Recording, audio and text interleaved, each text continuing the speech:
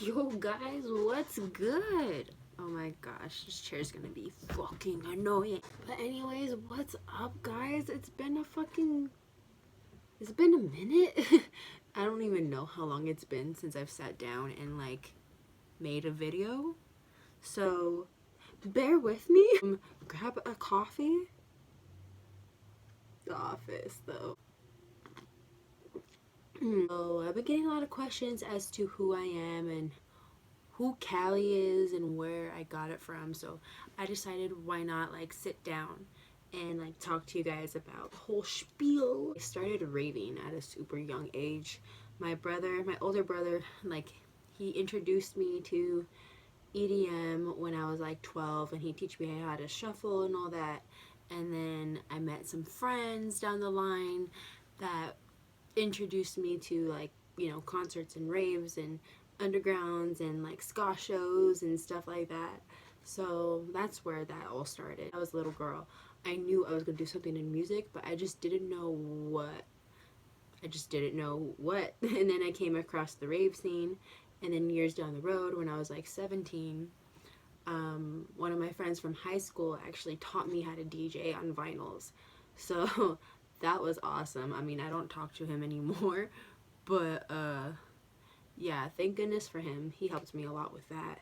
Back in the days, I don't know if you guys ever heard of motive events, but it was a huge thing back in the day. They were pretty blown up in Southern California. Everybody knew who they were. 420 Fest, Pajama Jam, Love Groove, you know, Fuzzy Fest, the works. And I started promoting with them when I was like 19. So I think that was like in what? 2013? 2014-ish? And then a couple months later, because they knew I DJed and stuff, and they knew I was interested in playing shows and whatnot.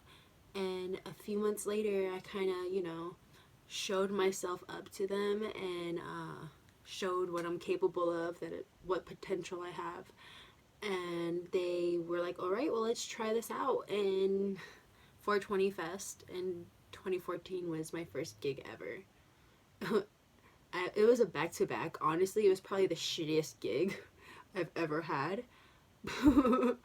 But now that I look back on it, like, I'm so thankful for it because it opened so many other opportunities for me. I've pretty much played everywhere in SoCal. Avalon, Florentine Gardens, Sutra, Time, Undergrounds, fucking, you know, like underground festivals. I've never played like Escape and like those big crazy festivals, you know. Goals, you know. I felt like I was maybe onto an art car this year. Was supposed to happen. I was supposed to try to play for this art car for EDC this year, but you know, COVID happened. And I've met so many amazing people along the way too. Like, I've met some of my best friends from the rave scene. Like, still to this day, like, some of the friends that I have, I'm like 8 years, 9 years in deep with them. And because all throughout school I was bullied, I had to, long story short, yeah, I hated high school. It was the shittiest time for me. I was bullied all throughout high school, all throughout elementary, all throughout middle school because of my weight. I've always been fairly skinny. I've struggled with an eating disorder since I was little. And I've pretty much managed with it, and it's only triggered when I'm going through like traumatic shit, but it has to be like traumatic shit, you know, to like trigger me. It takes a lot to trigger me. Yeah, I definitely met my group of core friends that I consider family. That I've met from the rave scene. The rave scene has benefited me in so many fucking ways. It's crazy.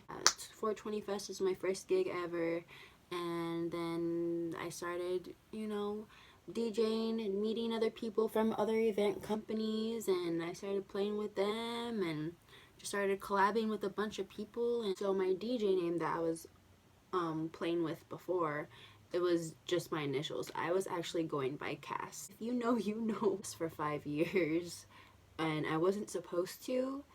I came up with a name because I just needed a name to put up on the flyer so I could start, promoting myself in some type of way.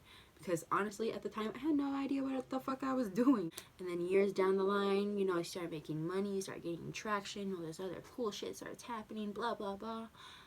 And then I got hit up because they're like, this name is not yours. You're making money off of it. So from that moment, it was either I change my name or they're gonna fucking sue me.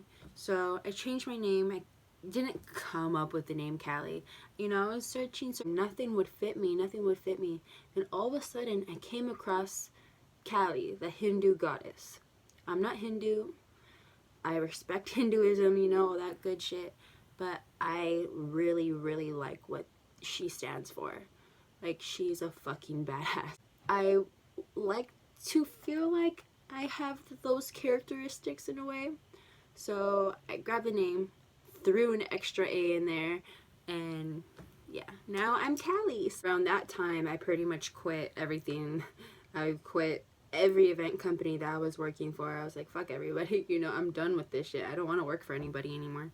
So then we decided to come up with our own event company and, treat these upcoming artists the way that they're supposed to be treated and actually pay them and, give them a writer that an artist actually needs.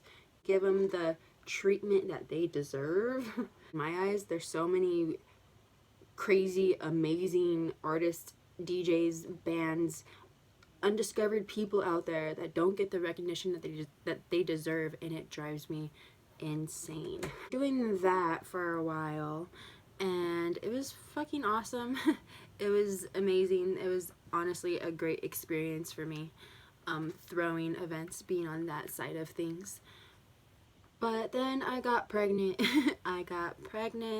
And then I announced my pregnancy, and then that was when shit just went downhill for me. I lost 3K followers. This is like all my social media platforms that I have right now, they're all new. They're all like a year and a half new because when all that shit happened, I lost like 3K followers on my other page. I was just, she's pregnant. She's wasted talent now. Let her go, I guess that's just the way that people think of it, which is fucking dumb. So then once that happened, like, honestly, I was actually going through a really dark time at the time. I decided to just say fuck it and just delete everything and focus on myself. So I did that, and then a year later, I was like, okay, I think I'm ready to go back on social media, because when you are going through a lot of shit and you start seeing things like that, like, it does fuck with your head a lot. So I needed to stop. I needed to step back and be like, okay, I need to focus on myself and my son and see what else happens. I made a Instagram a year later. It's finally starting to like pick up and gain followers and whatever. I honestly have not bothered to like go out of my way to try to get followers. I'm just trying to let it be organic. I'm not trying to like push anything. I'm just like letting things flow, letting things breathe. Honestly, I was going through a really dark time for a while. My son is 2 and I'm barely getting over it. I mean, for a while, I was just enjoying it, being a mom. In my eyes, I was like, oh, well, if music happens, it happens. If it doesn't, it doesn't. I'm not going to hold my breath, because now my main focus is my kid. I actually moved back with my mom last August, and ever since then, like, I don't know. I felt like I've been getting some type of good luck as to like my professional end of the things, I guess you could say. My creative juices started coming back. I started wanting to produce more. I started wanting to actually like start going out a little bit more, start trying to get myself back together. I start working again, I'm finally getting back on my shit, and then COVID happened. It just put me like in a really fucked up state of mind. TikTok, like in what, March, April, I can't remember when I made my TikTok. I just thought it was just dances and stupid shit like that, and then I figured out that no, it's not just dances, no, it's not just stupid shit. Like, people actually like go to TikTok to connect on another level with other people. And I fucking love that, you know? I love connecting with people. Such like an outgoing, spiritual, modern day hippie, you know? I like connecting. My TikTok blew up and, well, now we're here. So, well, I'm not a single mom. I'm a single person, but I'm not a single mom. I'm like literally at that point where things are starting to make sense again. My life is starting to fall back into place. Not necessarily the way it was, but you know, a lot better. Like, I'm not in the same fucked up spot that I was last year. I am in a better spot now. And to think that I'm gonna be in a better spot in a year from now just keeps that smile in my face. You know, if you guys like have seen my pictures from like a year ago, but I looked like fucking shit. I look like death. And I'm so glad I am in a better place now. And, you know, trying to thrive, trying to live life, see what happens. I don't know what is gonna happen as far as music and stuff, but I'm gonna ride this wave and see what happens. I'm ready. I'm just ready. I told myself I wasn't gonna cry on camera, but here I am. And you know what? I'm glad.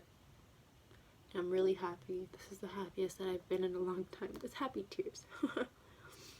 You know, it's like you go through a lot and then you finally see the rainbow and you're like, fuck.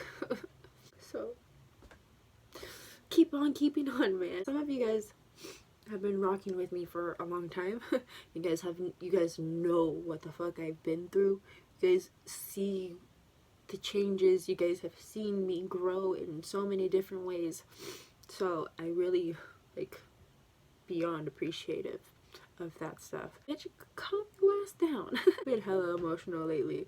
I've been listening to so much emo pop punk lately. I've been so emotional. Sorry, I had to change my location, but I just wanted to say thank you guys so much for tuning in. I'll see you guys next time. Go out and do something you love. Go out and do something that makes you happy, whatever the fuck that is. Go do that. So I'll see you guys next time. Bye.